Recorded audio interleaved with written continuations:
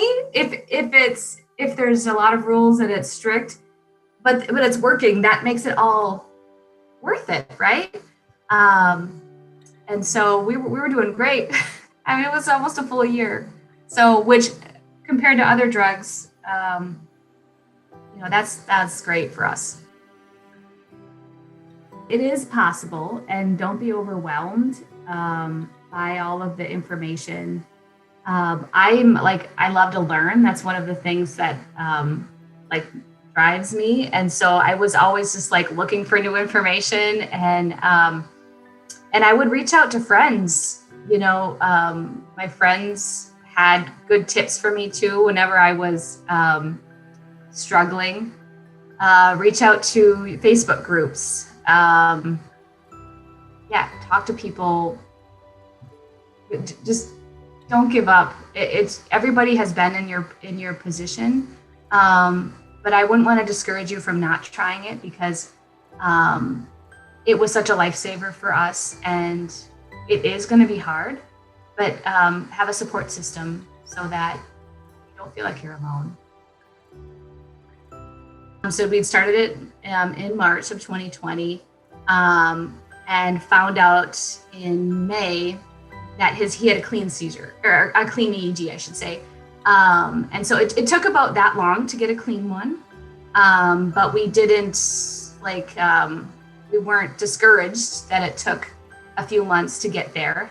And he had clean EEGs all the way until he had a clinical seizure in December, which is when we knew something was up, because obviously something had stopped working.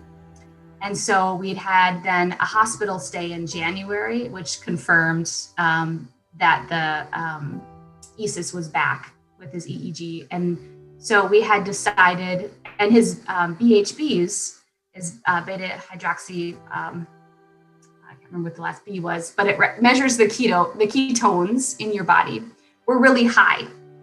And so that meant that the diet was, it was there, but it was no longer working because the EEG was abnormal again. So we decided then to titrate off of the diet, but we did that in March, so we would have a full year. And so we're still, it's May, we're still tiptoeing. I haven't fully gone back to, our diet the way we were before. I would say I'm limiting his sugars for sure, but I'm not as strict as I was before. His diet plan when we were on modified Atkins was 5 carbs per day. 5 carbs per meal, so 15 per day.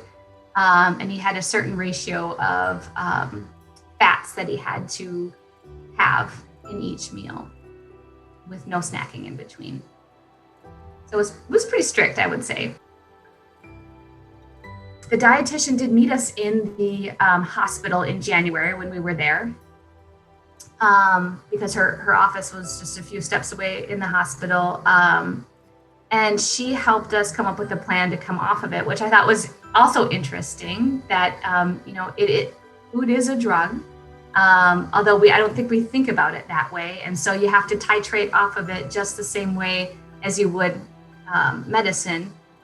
So that was a lengthy process that I hadn't quite anticipated. And what she told me was, you don't have to, go back to full sugars. She said a lot of families, they kind of find a middle ground where, they're still limiting the sugars, but maybe they're not doing like the fat content or the ratios, and that it's okay, just to give yourself some grace. It's okay to, have it treat yourself every now and then.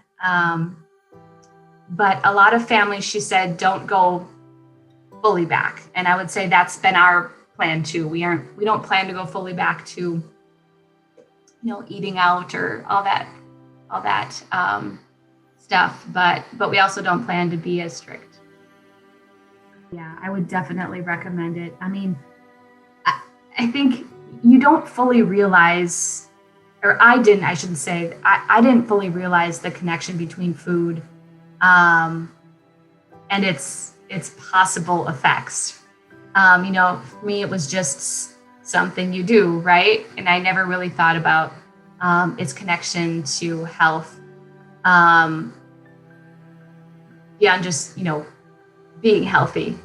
And so it was an eye-opening experience for us. And I feel like we're just generally healthier for being on the diet. And I think there are just different effects for your whole family to just have foods that are natural and, not from a box or pre-made, that are just, you can do it, and your taste buds kind of change too, where you start craving like carrots instead of a bag of potato chips or something. So I feel like in general, it'll have like rippling effects for the good for your whole family. So I would wholeheartedly tell anybody about the diet and encourage you to do so.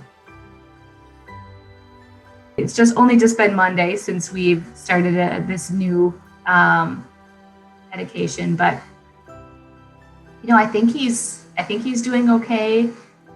He had he was just really down in spirits on Tuesday because it's tough when you're in the doctor's office and they're talking about you, right? And they're talking adult about different medication types, and so he struggles with that because he knows we're there for him and we're talking about different options. And so he was a little bit down on Tuesday. The hardest part about Chase's type of epilepsy,